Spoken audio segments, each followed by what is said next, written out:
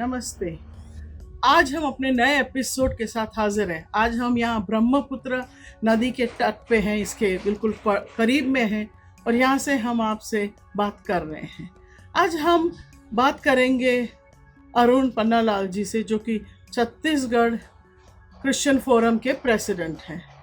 हाल ही में छिंदवाड़ा जो गांव है छत्तीसगढ़ में, वहाँ पे एक पास्टर की डेथ हो गई थी और उनको उनके बेटे ने जब दफनाना चाहा तो वहाँ के ट्राइबल जो थे उनने उनको दफनाने नहीं दिया कि ये हिंदू जगह, यहाँ पे आप दफना नहीं सकते। इसमें वो फिर उनने कोर्ट में गए। कोर्ट में, हाई कोर्ट में यह मामला नहीं सुलटा और उनकी पिटीशन को रद्द कर दी गई, तो वो सुप्रीम कोर्ट में गए। सुप्रीम कोर्ट में 2 जजेस की बेंच थी, जस्टिस नागर रत्ना और जस्टिस शर्मा। यहाँ पे स्प्लिट वर्डिक्ट आया है और इसमें उन लोग ने कहा कि नहीं, आप इनको थोड़े से दूर काकरपाल जो जगह है वहाँ पे, जो क्रिश्चियन बरियल ग्राउंड है, वहाँ पे आप दफना दें, जो कि कम से कम 25-30 किलोमीटर छिंदवाड़ा विलेज से दूर है। रमेश भागेल जो बेटे हैं, उनने इसमें पिटीशन लगाया था कि उनके फादर को या तो वहाँ के जो बरियल ग्राउंड है वहाँ पे उनको दफनाने दिया जाए या तो फिर उनकी अपनी ज़मीन पे। दोनों ही चीज़ वहाँ पे मानी नहीं गई, जो कि जस्टिस नागर रत्ना ने कहा कि हर जगह क्रिश्चियंस को बरियल के लिए जगह देनी चाहिए। पर जब ये बात हुई कि कहाँ दफनाया जाए तो फिर उनको कहा गया कि आप उनको जो 20 किलोमीटर दूर जो क्रिश्चियन बरियल ग्राउंड है वहाँ पे ही दफनाएं। तो इसमें जो छत्तीसगढ़ की क्रिश्चियन समुदाय वो खुश नहीं है। वो कह रहे कि ये उनके हकों का, उनकी राइट्स के ऊपर उल्लंघन है।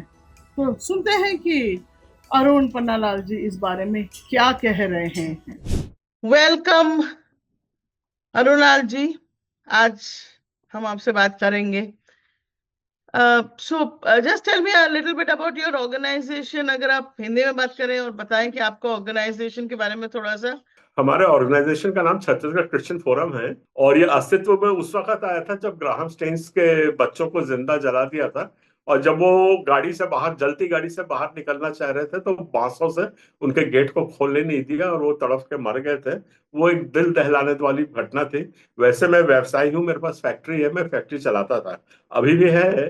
पर उस दिन से मेरा जो पूरा दृष्टिकोण है लाइफ के प्रति बदल गया। तब मैंने ये बीड़ा उठाया कि हमें अब कैसे भी ये परसिक्यूशन के लिए खड़ा होना है। So that now it is 25 years we have been fighting persecution. और हमारी संघर्ष बहुत सतत रहती है, बहुत संघर्षशील रहते हैं और out of the box thinking करके हम कैसे भी परसिक्यूशन को रोकते हैं। ये हमारी कार्य प्रणाली है। और 2-3 हमारे जो अचीवमेंट्स थे, बहुत ही मतलब अंतरराष्ट्रीय स्तर पे भी हमारे बहुत बड़े अचीवमेंट्स रहे हैं। और पहला अचीवमेंट ये था कि 17 साल से आज बीजेपी गवर्नमेंट यहाँ पर है और उसके पहले कांग्रेस गवर्नमेंट भी थी। तो इतने सालों में भी धर्मांतरण विधेयक छत्तीसगढ़ में ये लोग नहीं लगा पाए हैं। So that is one of the achievements. और उसके बाद फिर जब बराक ओबामा जी यहाँ पे आए थे as a chief guest to address the 26 जनवरी के जो गणतंत्र दिवस में सलामी लेने के लिए, तो उनका जो ड्राफ्ट स्पीच था वो हम लोग को मिला था। ड्राफ्ट स्पीच में मैंने देखा कि उनने जो रिलीजियस इंटॉलरेंस है और रिलीजियस के पास जो वायलेंस हो रही है वो मैटर ऐड ही नहीं किया था उसमें। That paragraph was not there, he didn't address that issue. So we got furious, I wrote a letter to directly to the president of the United States. और उसको लिखने के कारण ये रिजल्ट आया कि जो consulate general from states, he came to my house and he said, what is your problem, why are you writing such sharp letters? Then we had about 3 or 4 hours of discussion. Then he assured me कि yes, I will be doing something about it. और वो वापस गए और इससे spontaneously ये हुआ कि some Christians of United States, they got together, कहते this is a very serious matter, इतना ज्यादा persecution हो रहा है, the president is not addressing that issue. So the online petition they started signing in the states. I had got nothing to do with those petitions. It was just a general fallout. और उसके कारण more than 12,000 people signed that petition. Seeing that petition, Barack Obama invited a delegation of 12 persons from the states. They went there and they put up the whole issue with him. So when he came to when he came here, in India, he addressed that, and there was about one whole paragraph he devoted to this particular issue कि यहाँ पे जो persecution हो रहा है ये उसको नहीं होना चाहिए करके. So that was a big achievement for us. I mean, we can call it international success in international advocacy. तो ये दो तीन हमारे रहे. अभी हम लोग जमीन पे लड़ते हैं. कहीं भी हम लोग एफआईआर तो खैर होने ही नहीं देते हमारे पादरियों को, और बाकी उनको छुड़ाते हैं, एजुकेट करते हैं, कॉन्स्टिट्यूशन के बारे में बताते हैं. So that is how we are fighting it out. हाल में बहुत चर्चित रहा वो जो सुप्रीम कोर्ट का judgement on burial of a person Chhattisgarh में, उसके बारे में आपका क्या मानना है? वो एक स्प्लिट सा जजमेंट रहा, तो उसमें आप की क्या प्रक्रिया है? उसमें हमारी प्रक्रिया क्या है कि जो जजमेंट आया है वो जजमेंट ठीक नहीं है, गलत है, हम उससे सहमत नहीं है और उसका विरोध करते हैं. और उसमें सबसे बड़ी बात है कि वो स्प्लिट जजमेंट है. दो जजों की बेंच ने उस जज को दिया था, और बीवी रागरत्ना जी जो जस्टिस थे, शी इज अ लेडी, और उनने जो जस्टिस दिया है उसमें साफ ही कटघरे में सब भारत ये छत्तीसगढ़ की सरकार को रखा, साफ बोला है कि आपने अनुच्छेद 14 का, 15 का, 19 का उल्लंघन किया है और आपने हमारी आजादी को धूमिल किया है. और बड़ा बड़ा strict structure against Chhattisgarh government ने दिया है. और जो जी जस्टिस सतीश चंद्र मिश्रा जी हैं उनने तो ठीक है, he has passed an order. तो we are not satisfied with the order, क्योंकि इसमें जो अनसेटिस्फैक्शन ऐसा हवा में नहीं है, और बहुत बड़े मुद्दे की बात है. That affects the whole country, the whole nation. और वो ये है कि एक ट्राइबल की जमीन अगर है, देखिए, tribal can be a Christian, tribal can be a Hindu, tribal can be a Sikh, tribal can be a Muslim. A tribal is religious free society है. ये बात बड़े अच्छे से समझ लें. सुप्रीम कोर्ट ने उसको होल्ड किया है. अब रिलीजियस फ्री सोसाइटी में अगर कोई रिलीजन में चला जाता है, तो मतलब कोई धर्म अपना लेता है, तो उसका ट्राइबल का स्टेटस खत्म नहीं होता है. अब यहाँ पे ये हो रहा है कि जो ट्राइबल क्रिश्चियन है वो अपनी ही जमीन पे अपने मुर्दे को जमा नहीं कर सकता है, वेरेस जो दूसरा ट्राइबल है वो अपने जमीन पे अपने डेड बॉडी का अंतिम संस्कार कर सकता है. तो ये जो भेदभाव हो रहा है वो संविधान इसको अलाउ नहीं करता है. वैसे जो ये पर्टिकुलर इशू दफनाने का इतना बड़ा नहीं है. सबसे बड़ी बात है कि क्रिश्चियंस की जो लैंड राइट है, जो इस जमीन को मैंने खरीदा है, जिस पे मैं काबिज हूं, जिसका मैं उपयोग कर रहा हूं, उस जमीन का मेरा पूरा अधिकार है. उस पूरे अधिकार को हमसे छीन लिया गया है. ये सबसे बड़ी बात है कि आप अपनी ही जमीन पे अपने ही मुर्दे को नहीं गाड़ सकते हैं. ये कहाँ का कानून है? पर जबकि जो आदिवासी है, जो ट्राइबल के दूसरी सोसाइटी है, वो अपनी जमीन पे अपने मुर्दों को गाड़ सकते हैं. That is the biggest anomaly जो अभी इसमें आई है. तो उसके लिए हम लोग को विरोध करना चाहिए. We will have to move the court again for this whole issue. And there are some other issues as well according to things, but they are all minor issues. So this is the first and the foremost issue कि जो हमारा supreme Court का judgement आया है उसमें हमारे land rights छीनी जा रही हैं. अच्छा, और दूसरा सबसे बड़ी बात है कि लॉ एंड ऑर्डर का गाना गा करके, चाहे वो सच्चा हो या झूठा हो, क्या हमारे संवैधानिक अधिकार हमसे छीने जा सकते हैं? इसमें बहुत बड़ा एक एग्जाम्पल मैं दे रहा हूं कि मान लो आपका घर है, आप अपने घर के सामने रोज 4 गुंडे आकर के हंगामा करते हैं, और पुलिस है कि नहीं यहाँ लॉ एंड ऑर्डर हो रहा है, इसलिए आपके जमीन का अधिकार, आप आपका मकान को हम राजसात करते हैं, और अब से वो पुलिस का वो हो गया. बिल्कुल ठीक ऐसा ही हमारे साथ हो रहा है. 4 लोग आते हैं, चर्च में हंगामा करते हैं, और पुलिस वहां पर रोना चालू कर देती है कि ये लॉ एंड ऑर्डर है, लॉ एंड ऑर्डर है. तो लॉ एंड ऑर्डर के कारण मेरा मौलिक अधिकार हमसे छीने नहीं जा सकते हैं, जिसको छीनने का प्रयास हमारा सुप्रीम कोर्ट कर रहा है. जो तुषार मेहता ने वहां पे दलील दी है, सब हास्यास्पद है. उनकी हम घोर निंदा भी करते हैं, और उसका विरोध जो कुछ भी न्यायिक तौर पे होगा उसका हम लोग करेंगे. जी. तो पर ये जो भाई साहब हैं जिनका मतलब बरियल होना था, वो अब अकॉर्डिंग टू द जजमेंट, जो क्योंकि स्प्लिट जजमेंट है इसमें, वो अपने घर से 20-25 किलोमीटर दूर दफनाए जाएंगे. अब वो उनके ऊपर है. और जो लिटिगेंट्स है, क्योंकि उसका लिटिगेशन हम लोगों ने फाइल नहीं किया, it was a very leak weak petition, वो याचिका बहुत कमजोर थी, इसके कारण वो सुप्रीम कोर्ट को उतनी जगह मिल गई एक्ट करने के लिए, और अच्छा आयरन टाइट केस बनाते। वो कॉलिंस गालमैन साहब ने तो फिर भी बहुत कुछ संभाल दिया उस केस को, नहीं तो वो तो वैसे ही थ्रो आउट हो जाता। तो दीज आर द थिंग्स, कभी भी जब सुप्रीम कोर्ट या हाई कोर्ट जाना होता है, we should have a very proper, उसका मंथन होना चाहिए, विचार विमर्श होना चाहिए, बड़े बड़े वकीलों से उसको डिस्कस करना चाहिए, तब जाकर के फिर वो पिटिशन लगाना चाहिए। क्या आप प्ली क्या कर रहे हैं, क्या मांग रहे हैं, तो all those things matter a lot. So that particular part is missing, and that's why the Supreme Court got up space to go into that area, into the gray area, fundamentally which is a gray area, जहां पे हम लोगों ने कुछ मांग करी नहीं है, तो उस जगह स्पेस को हमने खाली छोड़ दिया, और उसको खाली छोड़ने से ये हुआ कि सुप्रीम कोर्ट को वहां एंटर करने के मौका मिल गया। एक बात यहाँ पे मैं तुषार मेहता की ये रेस करना चाह रहा हूँ, और हमारे जो बड़े सीनियर वकील हैं बहुत अच्छे से समझेंगे मेरी बात को। तुषार मेहता ने बार बार ये वहां पे किया है कि once a burial takes place that land becomes sacred, मतलब वो जमीन पवित्र हो जाती है, इसलिए उस पवित्रता को भंग नहीं किया जा सकता, इसलिए वहां पे ईसाई समाज को गाड़ने नहीं दिया जाए, ये उन्हें दलील दी है। और जो फैक्ट्स ऑफ द केस ये है कि वो जमीन तो हमारे पास 1930 से है, 1930 से हमारे क्रिश्चियंस की वो जमीन है वहां पे, और वहां पे कई पीढ़ियों से वहां पे बरियल करते आ रहे हैं, जो और तो जो बरियल क्रिश्चियन लोग वहां कर रहे हैं, so that place has become sacred as per Tushar Mehta argument. जो जब सेक्रेट जमीन ऑलरेडी है, तो उसके ऊपर फिर एंटर करने का, उसके ऊपर लिटिगेट करने का कोई अधिकार ना सुप्रीम कोर्ट का भी नहीं बनता, उसका jurisdiction, that's a declared sacred land. तो these are the issues which will have to be raised again before a larger bench, और उसको गाड़ना नहीं गाड़ना is a minor issue. The major जो इशू जो है, मेजर लॉ ये है जो पूरे पैन इंडिया को इफेक्ट करेगा, क्या ईसाई आदमी अपनी जमीन का इस्तेमाल नहीं कर सकता क्या? पुलिस एक्ट, पुलिस उसमें लॉ एंड ऑर्डर लगा करके हमारे मौलिक अधिकार हमसे छीन सकती है क्या? ये सारे इश्यूज हैं जिनको हमको रेस करना है।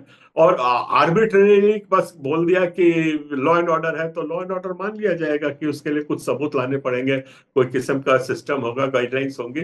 तो ये गाइडलाइंस बनाने के लिए we have to move the supreme court, and all this things should be done, and intelligent people are there. I don't know why people are not picking up those things. I don't have the resources to move all that. So this is the sad state of affairs within our community. एक चीज पे आपके यहाँ काफी लगातार ये चलता आ रहा है कि लोग उन बरियल के लिए जो इश्यू है, ये तो सुप्रीम कोर्ट में बात गई है, पर इसके पहले भी कब से चल रहा है कि क्रिश्चियन है तो उनको बोला जाता है कि अगर आपको अपने यानी सगे संबंधी फैमिली मेंबर्स को गाड़ना है तो आपको ईसाई धर्म छोड़ना पड़ेगा। ये कई लोग इस मतलब दबाव में आके छोड़ भी चुके हैं, या कई बहुत दूर गाड़ते हैं। ये लगातार एक इश्यू बना हुआ है। तो इस पे आप और क्या कार्रवाई कर रहे हैं, मतलब क्या आपकी वो तो है? हम लोग तो बहुत ज्यादा कार्रवाई कर रहे हैं। तो मैं भी एक वीडियो देखिए, मैं दिखाता हूं आपको कि देखिए, लातों के भेद बातों से नहीं मानते, ये बात तो आपको माननी पड़ेगी, और अधिकार पाने के लिए संघर्ष तो करना पड़ेगा। आप सोचोगे कि मैं ड्राइंग रूम में बैठ के आराम से यहाँ से दो चार पिटिशन साइन करता रहूं, दो चार ज्ञापन देता रहूं तो आपको अधिकार मिल जाएंगे? ज्ञापनों से कोई अधिकार आज तक ना अंग्रेज सरकार से मिले हमको, ना भी मिलेंगे। ये आजादी की लड़ाई है हमारे समाज के लिए, और आजादी की लड़ाई सड़कों पे लड़ी जाती है, ये बात को समझ लीजिए।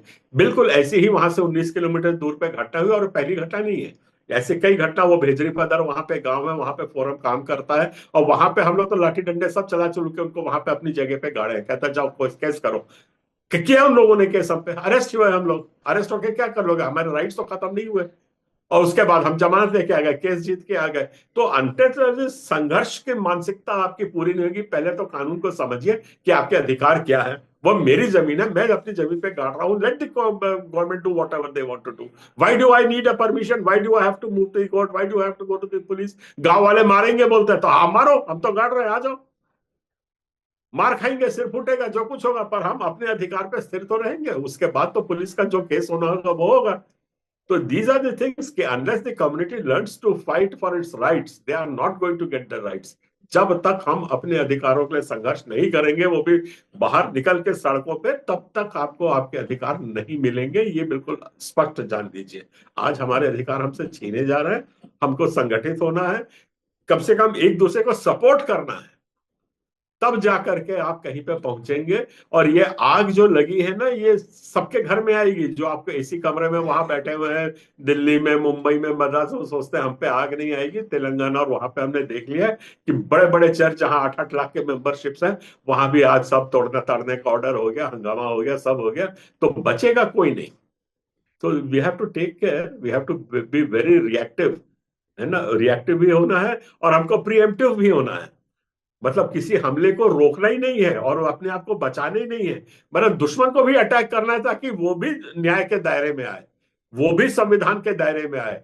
ऐसा नहीं है कि मेरे लिए सब संवैधानिक अधिकार है और उसके लिए संवैधानिक अधिकार नहीं है, या वो बिल्कुल बिंदास दवा वो फ्री है कुछ भी करने के लिए और मैं नहीं हूं, ऐसा नहीं है। पर हमें अपनी आवाज तो रेस करनी है। We have to come forward and we have to fight it out. And we have, जो कोई हम पे अटैक करता है उसके ऊपर भी हमें एफआईआर करना है। आप हिम्मत तो रखो, करो तो सही। वो डर के भाग जाते हैं। तो ये सब चीजें हैं जिसके कारण हमारा समाज काफी पिछड़ भी रहा है। और अब आपने एक बात पूछी थी कि छत्तीसगढ़ में ये क्यों हो रहा है करके, तो ये जो एक है, एक राजनीतिक चाल है। राजनीतिक चाल ऐसी है कि यहाँ पे जो ट्राइबल्स हैं, स्पेशली जब ट्राइबल क्रिश्चियन जब कोई बनता है, वो अपने फेथ में इतना स्ट्रांग होता है कि उसको जान देने को तैयार होता है। मैंने खुद देखा है। वो हमको घेर लिया था और एसपी ने बंदूक तान दी थी, कम से कम 17 फैमिलीज थी, और उनको सीधा बोला था मैं शूट कर रहा हूँ करके। There were about 50 people, I was there in that village. तो उस अब मैटर्स बहुत सीरियस हो गए थे, वो गोलियां चलवा भी देता। और तो पर वो लोग सब सीना तान के खड़े हो गए, कहता गोली चलाओ, हम मरने को तैयार है, मैं अपना धर्म नहीं छोड़ूंगा। उनका यही कहना था कि आप अपना धर्म छोड़िए, झंझट हम सब खत्म करते हैं। तो फिर उसके बाद तो फिर मैंने इंटरनेशनल मीडिया वगैरह सब ला दिया था, जब तक वो बात टल गई थी। तो that is the type of जलन जिसे कहते हैं ना, the fire within you that must be burning. I am prepared to die myself for Christ. These are the martyrs, these are the true martyrs, जो अपने धर्म के खड़े हुए हैं। तो इनके खड़े होने से जो हमको रिलीफ मिलेगा, और ऐसे बहुत हैं, उनके लिए हमें काम करना है, उनके लिए हमें खड़े होना है। ये सबसे है, नॉट दोज डेकोरेटिव चर्चेस जिसपे सुंदर सुंदर सब कुछ लंबा लंबा चौड़ा लगा रहता है। वो चर्च हम टारगेट पे है ही नहीं। गवर्नमेंट के टारगेट पे वैसे बड़े बड़े चर्चेस है ही नहीं। तो उनको अपना काम करने दीजिए, यहाँ अपना काम। जो जैसे छोटे चर्चेस हैं उनको सपोर्ट चाहिए है, मॉरल सपोर्ट चाहिए, फाइनेंशियल सपोर्ट चाहिए, ऑन द ग्राउंड सपोर्ट चाहिए। Instead of opposing each and every move, they should understand this particular things. एक चीज आप क्लैरिफाई हमारे व्यूअर्स के लिए कर दें कि ट्राइबल्स हमेशा से काफी टाइम से क्रिश्चियन से, कुछ नई बात नहीं। ये जो एक बात हो रही कि कन्वर्जन किया जा रहा है, पर इस मुद्दे पे आप क्या कहेंगे? और कितने percentage tribals in Chhattisgarh Christians हैं?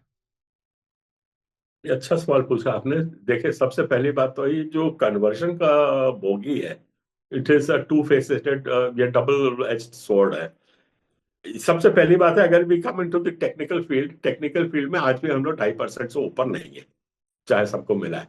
पर प्रैक्टिकल फील्ड कुछ और है। प्रैक्टिकल फील्ड में क्या है, in hordes they are coming to our churches. In hordes, हजारों की संख्या में हमारे चर्चों में आते हैं, चाहे ट्राइबल हो, चाहे दलित हो, चाहे ऊंची जाति वाले हो। ये सब हमारे चर्च में आते हैं, दुआ प्रार्थना करते हैं, चंगाई प्राप्त करते हैं, ये दावे के साथ में करता हूं, और चले जाते हैं। अब ये लोगों ने अपना धर्म परिवर्तन करते नहीं है, ना बपतिस्मा लेते हैं, और ना ही वो कलेक्टर को लिख के देते हैं there Christianity is limited to attending the church and reading the Bible. क्या उनको आप ईसाई गिनोगे कि नहीं गिनोगे? टेक्निकल क्वेश्चन है कि सरकार उनको ईसाई मानेगी क्या?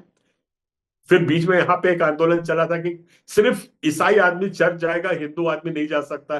तो हमने उसका संघर्ष किया था। मैं कहा बाकी सबका ही तख्ती लगा दीजिए कि गुरुद्वारा में सिर्फ सिख जाएगा और मंदिर में सिर्फ हिंदू जाएगा। सबका आधार कार्ड पहले जमा करिए, पुलिस लगाइए, और सिर्फ हिंदू को मंदिर में भेजिए और सिर्फ ईसाई को चर्च में भेज दिए। तो उसके में थोड़े पांव फूल गए थे सरकार के। हम लोगों ने काफी बड़ा धरना भी दिया था, attended by more than 5-6,000 people. तो उसको फिर वो यहाँ पे छत्तीसगढ़ में उसको पीछे कर दिया। तो इस किस्म का प्रहार हम पे कंटिन्यूस होता आ रहा है। तो अब जैसा मैं कह रहा था कि हमारे 2-2.5% तो रिकॉर्डेड क्रिश्चियंस हैं, उससे कोई आपत्ति किसी को नहीं है। जो डेमोग्राफिक चेंज जो आ रहा है, ये करीब 10% है, जो हमारे चर्च को अटेंड करते हैं, पादरी की बात मानते हैं, पर they have not been converted. So this is the group. ये जो समूह है, इसको डिस्टर्ब करने का पूरी षड्यंत्र और मंशा सरकार की है। और सरकार की मंशा इसलिए है क्योंकि वो चाहती है कि जो ट्राइबल क्रिश्चियंस ईसाई बन गए हैं वो, और जो सारना क्रिश्चियंस है, इन दोनों में बहुत बड़ा संघर्ष कैसे भी उपजाया जाए। तो जब इनके ऊपर इतना बड़ा संघर्ष ये दोनों ट्राइबल्स लड़ने लगेंगे, तो वो अपने आप उनको वोट का बेनिफिट मिलेगा। ये उनका मंशा है, इसके कारण इसका राजनीतिकरण होता है। और इसमें डेमोग्राफिक चेंज तो है, राजनाथ सिंह ने भी कहा था, उनसे मैं मिला भी था। तो these things are there, but you cannot change the demography, you cannot pass an order कि नहीं सब ईसाई एक कमरे में बैठ जाओ, सब मुसलमान दूसरे कमरे जाओ, हिंदू तीसरे कमरे में बैठ जाओ। ये तो हो ही नहीं सकता है, ये संविधान के अगेंस्ट में होगा। तो संघर्ष इस बात का है। और ये अब बहुत इतना बढ़ता जा रहा है कि अब ये जो इनको हम लोग पैरा क्रिश्चियंस बोल सकते हैं या पैरा ईसाई बोलते हैं, जो इन लोग बपतिस्मा नहीं लिया पर ईसाई धर्म का क्या सम्मान करते हैं, मानते भी नहीं है पर सम्मान करते हैं। तो ये जो है, now they have got started sympathising, इनकी सहानुभूति अब ईसाई ट्राइबल्स के साथ भी हो गई है, ईसाई लोगों के साथ भी हो गई है। तो गवर्नमेंट अभी बहुत भयंकर प्रेशर में है। और इसके कारण है कि वो बागेश्वर धाम भी के यहाँ अनाज चला पक के जाता है, और बाकी इनके भी आते हैं, हर मंत्री आता है पर 5-6-7 दिन में। उपराष्ट्रपति धनखड़ भी आए थे, वो धर्मांतरण का बोल के गए। उसके बाद अमित शाह आए थे, वो धर्मांतरण का बोल गए। तो इन लोगों का ऑल आउट वॉर है इसमें। और छत्तीसगढ़ इनका एक बहुत बड़ा स्पेस है, क्योंकि छत्तीसगढ़ एक बड़ा हिस्टोरिक जगह है। पीपल को ये नहीं मालूम है कि दुनिया में जो सबसे मतलब भारतवर्ष में जो सबसे पहला धर्म आधारित हमला जो हुआ था वो 1956 में छत्तीसगढ़ में ही हुआ था। That was the first attack. और पीछे चला है तो 1835 में छत्तीसगढ़ के ट्राइबल सबसे पहले थे जिन्होंने आंदोलन किया था, जब रेल लाइन वहां पे बिछाए थे बीएनआर के। तब उस वक्त यहाँ पे इंडिया लार्जेस्ट आंदोलन उस वक्त हुआ, जिसमें अंग्रेज सरकार को 12 साल तक पीछे रहना पड़ा था। उस वक्त भी धर्मांतरण का आरोप लगा था 1835 में। वहां से लेकर के आज तक सिर्फ धर्मांतरण का आरोप लगा के कैसे भी ये रोकते हैं हम लोगों को। और ये रोकने का प्रयास सफल होगा नहीं, क्योंकि आज तो और ज्यादा हम लोग एजुकेट हो गए, हम लोग को अपने अधिकार मालूम हो गए हैं, संविधान क्या है, बाइबल क्या है, सब हम लोग जानते हैं। So these are the issues which has to be. अब यहाँ पे जो अच्छा दूसरा मैं जो बता रहा था कि 1956 में यहाँ पे पहला अटैक हुआ था, हमारा जो इंस्टीट्यूशन ने उसको जला दिया था। उसके बाद 1964 में सबसे पहला विधानसभा हमारे छत्तीसगढ़ के थे, उस वक्त कांग्रेस की गवर्नमेंट थी, उन लोगों ने 1964 में धर्मांतरण विधेयक को लेके आया था। That was the first law, anti conversion law, which came in Madhya Pradesh. उस वक्त छत्तीसगढ़ में था वो। That was the first law which was enacted in 1968. तो India saw the first anti-conversion bill by a Congress government in Chhattisgarh. तो आज छत्तीसगढ़ एक boiling pot है। तो जो कुछ भी होगा, और यहाँ पे अब आप देखिए फर्स्ट में Chhattisgarh is only the first state to have blocked the anti conversion bill. तो there are many first in the Chhattisgarh. And जो पॉलिटिकल गणित करते हैं वो जानते हैं अच्छे से कि यहाँ के जितने मूवमेंट्स होते हैं वो छत्तीसगढ़ से पूरे इंडिया को इफेक्ट करते हैं। और इसीलिए वो लोग सबसे ज्यादा अपना कंसंट्रेशन छत्तीसगढ़ में करते हैं। जो आरएसएस का थिंक टैंक है जो इसके लिए काम करता है, that is also based in Jagdalpur in Chhattisgarh. उनकी जितने भी गोष्ठी होती है, थिंकिंग होती है, वहां से जिस किस्म का भी प्रचार प्रसार करते हैं, वो सब जगदलपुर से शुरू होता है। मैं उनके भी संपर्क में रहता हूँ, उनसे भी मेरी वार्तालाप होती है। We put forward our thoughts. तो संघर्ष तो है, that is how we are. Okay, one more I would like to ask you. There is this thing that जो जस्टिस नागरत्ना ने जो कहा कि सरकार को बरियल ग्राउंड्स क्रिश्चियंस को देने चाहिए उनके जजमेंट में, उस बात का आप क्या मानते हैं कि मतलब this will help the Christian population या व्हाट? नहीं, दैट इज मतलब sort of an irrelevant observation. This is my opinion and I have got a right to my opinion. सबसे पहली बात है कि आप इस बात को समझिए, और आम जनता और जो बड़े बड़े वकील हैं इस बात को समझिए कि जमीन जो होती है बरियल के लिए दी जाती है वो सरकारी जमीन होती है। Am I right? It is not anybody's private property which is allotted, that is the government land. तो जब सरकार किसी को जमीन देती है तो उसमें किसी धर्म विशेष को नहीं दे सकती है, क्योंकि हमारा संविधान धर्म स्वतंत्र है, it is not based on religion, it is a religion free constitution. तो जब सरकारी जमीन हमको दी है तो उसमें सब को अधिकार है यूज करने का। तो आप कैसे कह रहे हैं कि ईसाइयों का आप वो करिए, तो हिंदू के लिए ऐसा करिए, उसके लिए वैसा करिए? तो ये फंडामेंटल मांग ही गलत है। आपने एक अब हम वहां पे बरियल ग्राउंड दे दिया है, बरियल ग्राउंड सब समाज का इस्तेमाल के लिए है, और इस कानून का ये अनुच्छेद 15 के हिसाब से मिलता है, और इसको लागू करने का अधिकार यहाँ की पुलिस का है। उसको छोड़ करके पुलिस बोलती नहीं आप ईसाई समाज वहां चले जाए, यहाँ चले जाए। अच्छा, जो हम लोगों के बरियल ग्राउंड है वो हमारी बपौती है, हमने खरीदा है, हमारे मिशनरी ने खरीदा है उसको, 2-2 साल हो गए, और वो that is my private land, it is not anybody's land. मैं उसमें बरी करूं नहीं करूं, मैं 20 किलोमीटर से लाऊं, और आज सरकार ये बोल रही है हमको कि नहीं आप अपना बरियल, जैसे जिस गांव की बात कर रहे हैं ना, तो वहां पे कौन सा गांव था, हाँ, तो वो जो गांव में जो बरियल जिसके ऊपर झंझट हो रही है, वो गांव में अब सुप्रीम कोर्ट ने ऑर्डर दिया है कि उसको 20 किलोमीटर दूर जा करके लो। कल बोलोगे नहीं आप ईसाई हो तो अमेरिका में जा करके उसको बरियल करो, मैं क्यों जाऊं अपनी जगह छोड़ करके? And what right does anybody has to tell me to नहीं you will not very here, but बेसाई वो है। तो ये बहुत बड़ा इशू है, और if necessary they should going for a PIL. I don't have the resources to move all that.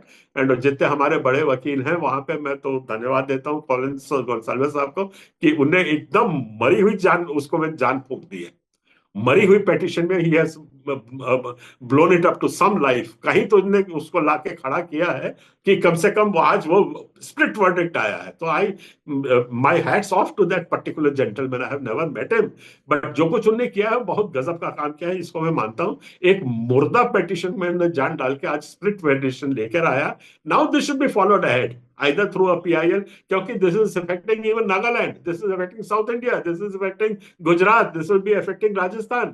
तो वहां से क्या सब जगह आप हमारे ईसाइयों को बोलोगे 20 किलोमीटर दूर जाके गाड़ो, या आप बोलोगे कि नहीं आप इस गुजरात में नहीं गाड़ सकते हो, हम अलाउ नहीं करेंगे, हम झारखंड में नहीं गाड़ सकते हो, ये पूरा पवित्र है तो आप ले जाओ यूपी में गाड़ के आओ। यूपी वाले बोलेंगे हम यहां नहीं करते, तो आपको बोलेंगे नहीं अमेरिका में जाके गाड़ के आओ। तो ये जो प्रथा है एक तो गैर संवैधानिक है, और बहुत गंभीर इसके परिणाम होंगे। It is a matter of a land rights, जिसके लिए हम संघर्षरत हैं, और इसको संघर्ष आगे बढ़ाना ही चाहिए हम लोग। ओके। और आप आपके संस्था के बारे में बताएं कि आप और क्या क्या करने वाले हैं या कर रहे हैं, खासकर छत्तीसगढ़ में, क्योंकि लगातार कभी महिलाओं हमारा पे जो, हाँ, अटैक होता है, कभी कुछ और अटैक होता है, लगातार देखिए वहां पे हमारा, कुछ ना कुछ चल रहा है। हाँ जी, हाँ, सही कहा आपने। सबसे बड़ी बात तो ये है कि अभी तक हम लोग एक ऑर्गेनाइजेशन के हिसाब से काम करते थे। Chhattisgarh Christian forum is recognised society, ठीक है। अब हम लोग इसके पहले, आज से करीब 4-5 साल या 7 साल, 5 साल कहिए, 5 साल पहले तक हमारा प्रभाव बहुत ज्यादा था, कि हम लोग एक ज्ञापन देते थे, कहीं पे धरना प्रदर्शन करते थे, कोई हमारा प्रेस रिलीज आता था, उसमें तुरंत गवर्नमेंट खड़ी हो जाती थी, और उसमें रिएक्शन एक्शन सब कुछ होता था। पर अब ये सारी संस्थाएं समाप्त हो गई हैं। अब हमारी बात कोई नहीं सुनता, किसी की बात कोई नहीं सुनता है। मीडिया आज हमारे हाथ में नहीं है, बाकी एडमिनिस्ट्रेशन तो है ही नहीं हमारे हाथ में, और जो प्रशासन जो है, प्रशासन भी हमारे हाथ में नहीं है, वो सारा का सारा चला गया है पॉलिटिकल हाथ में, है कि नहीं चीज। तो अभी कॉन्स्टिट्यूशनल इंस्टीट्यूशंस थे, जो स्तंभ थे, वो सब ध्वस्त हो चुके हैं यहाँ के। तो इस वक्त हमारा संघर्ष और बढ़ जाता है। तो छत्तीसगढ़ में तो अब हमने इसका एक निष्कर्ष निकाला है कि देखिए, अब हमने छत्तीसगढ़ क्रिश्चियन फोरम बनाया, ये एक सोसाइटी थी, ये संघर्ष करते करते अब पहले सफलता मिली, अब कुछ नहीं मिल रहा है। तो इसके ऊपर बहुत गहरा विचार किया गया। तो हमने ये पाया कि जब तक हम लोग अपना वोटों को एकत्रित कर करके, और उससे अपनी bargaining power with the government ही बढ़ाए, या कोई भी गवर्नमेंट हो, every government is against you. Don't be under the false narrative कि कांग्रेस हमारा नहीं करेगी, वो हमारा करेगा, या आप पार्टी करेगी, या वो सब के सब ईसाई के अगेंस्ट हैं। आपको अपनी जमीन खुद तलाशनी पड़ेगी, अपने दम पे खड़ा होना पड़ेगा, तब जिंदा रहोगे, ये बात। तो हम लोगों ने ये पाया कि जब तक हम अपनी बार्गेनिंग पावर बना करके अपने वोट को इकट्ठित नहीं करेंगे, तब तक हमको सफलता नहीं मिलेगी। इसीलिए हमने सर्व आदि दल नाम की एक पॉलिटिकल पार्टी बनाई। पॉलिटिकल पार्टी बना करके हम लोग अभी 11 सीटों पे एमएलए के उसमें लड़े हैं, 4 सीट हम एमपीज में लड़े हैं। अरे हम हारे या जीते उससे कोई सवाल ही पैदा नहीं होता है, पर हम लोगों को 1,70,000 वोट मिले हैं, जबकि इससे दोनों सरकारें हिल गई है, आज मुझको फोन करती है। तो this is the first bargaining point जो हम लोग लेकर के आए हैं, जिससे हमको सफलता मिल रही है। तो now even Christians have to think on this line. हम लोग बैठ करके ऑफिस में वो ज्ञापन देते रहे, ऑनलाइन पिटीशन देते रहे, ये सब टोटल कचरे के डब्बे में जाता है। आपको अपनी पॉलिटिकल स्ट्रेंथ बढ़ानी है। दूसरी बड़ी बात क्या होता है, जो दूसरी पार्टियां जो होती है, specially I work with Congress, I was in the Congress for the last if not 30-40 years। तो वहां भी क्या होता है, या आप बीजेपी पार्टी पकड़ लीजिए, तो उसमें क्या होता है, आप उनने आपको एक क्रिश्चियन कैंडिडेट दे दिया, ओके थैंक यू सर। मुझको भी 2 बार 2 क्रिश्चियन कैंडिडेट्स कांग्रेस ने दिए। तो एक जगदलपुर में जीत के आया, एक वहां कुनकुरी से जीत के आया। वो फोरम को ही दिए थे दोनों टिकट्स उन लोगों ने। जब हम हमारा क्रिश्चियन आदमी जीत के आ गया और जब हम पे हमला हुआ, तब हमने उनको बोला कि भाई आप हमारी बात उठाइए विधानसभा में। तो उन्होंने बोला नहीं सर, ये तो पार्टी लाइन है। पार्टी लाइन ने एक व्हिप इशू कर दिया है कि इसके ऊपर कोई नहीं बोलेगा, तो मैं तो पार्टी लाइन के अगेंस्ट में वो बोल ही नहीं सकता हूं। तो हमारा फ्रीडम और हमारा फिर क्रिश्चियन आदमी का वहां रहने का क्या मतलब है? मतलब यहां तक कि लाश उखाड़ के फेंक दिया, 6-6 मर्डर्स हो गए, पास्टर्स को गोली मार दी, और हम विधानसभा में अपनी क्वेश्चन तक नहीं कर सके। क्यों नहीं कर सका? और in spite of our Christians being, आप उस एमएलए को दोष नहीं दे सकते। ये तो कानून है, लॉ है कि उसने व्हिप इशू कर दिया पार्टी ने, तो that MLA has to obey whatever he has been told by the party. तो ये इंडिपेंडेंस की लड़ाई है, इसीलिए हमने अपना सर्ववादी दल बनाया है। हमारा कुछ भी नहीं होगा तो कम से कम एक मेंबर ऑफ पार्लियामेंट, एक हमारा वहां पे जाएगा तो आज क्वेश्चन तो करेगा। हम क्वेश्चन तो रेस करेंगे, आज उस पादरी को आपने कैसे मारा, हमारी बाइबल को कैसे जलाया, हमारे मुर्दे को कैसे उखाड़ के पड़ा। और जब विधानसभा में क्वेश्चन होगा तो बात तो उठेगी, बात उठेगी तो दूर तक जाएगी। क्योंकि जब विधानसभा में, पार्लियामेंट में कोई बात उठती है तो उसको इंटरनेशनली भी ऑब्जर्व किया जाता है। यूनाइटेड नेशंस जो है वो भी बड़े ध्यान से उसको देखता है। और जो हमारा यूनाइटेड नेशंस का ह्यूमन राइट्स ऑब्जर्वेटरी विंग जो है, they keep on seeing that we are all bound by the United Nations declaration, all nations are bound. जब तक हम डेमोक्रेसी को मानेंगे तब तक ही we will be recognised as a nation. मुझे सिर्फ ये पूछना था कि आपने जो पॉलिटिकल पार्टी शुरू करी है और उससे जो जी आप लोग की आवाज आप कर पा रहे हैं और आप कह पाएंगे, जब आप कोई ना कोई, अगर जी आपका कैंडिडेट जीत के कोई भी, चाहे विधानसभा में, चाहे पार्लियामेंट में, या इवन सरपंच लोकल हो। बॉडीज में आएगा, तो ये जो आपकी बात है वो उस बारे में जी, थोड़ा सा और आप बताएं। ये एक प्रेशर टैक्टिक्स है। पहला प्रेशर टैक्टिक्स ये है कि गवर्नमेंट को फोर्स करना है कि हमारी बात सुने, आज हम भी एक समाज है। That is first part. जीतना और वो उसमें हमको बात करना है तो बहुत दूर की बात है। फंडामेंटली पॉलिटिकल पार्टी बना के अभी हमको एक प्रेशर ग्रुप क्रिएट करना है कि हमारी बात दोनों पार्टियां सुने। और ईश्वर की मर्जी रही तो अगर हम 2-4 सीट, मतलब हमसे मतलब है एवरी स्टेट इन इंडिया, वहां पे ये बनना चाहिए। They should come on to national level also. और आप प्रेशर ग्रुप के माफिक अभी एक्ट करिए। और उसके बाद अब छत्तीसगढ़ की बात कर ले, यहाँ 90 सीट है ना, और एन एवरेज 50-50 सीट सरब को आती है। और हम लोग अभी 6 या 7 सीट को कमांड करते हैं, 80-90% हमारे क्रिश्चियन वोटर्स वहां पर हैं। तो ये इसमें से अगर हमारी 5 सीट आ गई तो we can even form the government just with 5 seats. Now just एक हाइपोथेटिकल सिचुएशन है कि उसके 42 सीट्स एक की आई, 42 सीट्स एक की आई, 6 सीट आपकी आई। In that case, they will have to bargain with you. They will have to bargain with the Christian community. They will have to bargain. और हमने डिक्लेयर्ड क्रिश्चियन पार्टी रखा है। हमको ये बोलते हैं नहीं उसमें दूसरा समाज नहीं आएगा, ये नहीं आएगा। मैं कहा दूसरा समाज अपना देखे, हमें आज अपने समाज के लिए खड़ा होना, हम खड़े हो गए हैं। ये हमारा पॉलिटिकल विंग है, and that is how we have to declare ourselves, come on a political platform. And political platform is not running after Congress और किसी को तेल लगाना, खड़े होना और माला पहनना. This is not politics.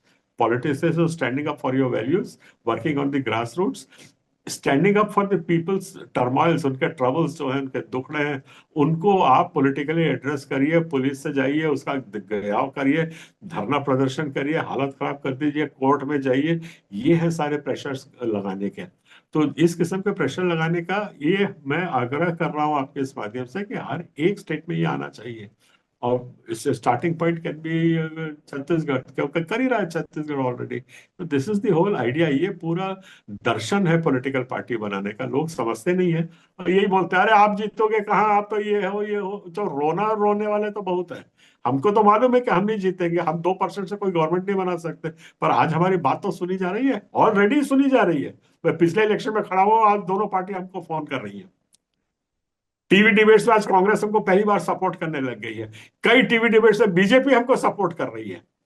तो that is the turn around we want and that is what we are successful. हम बगैर जीत के भी आपको हमको सक्सेस मिल गया है। तो that is the whole issue.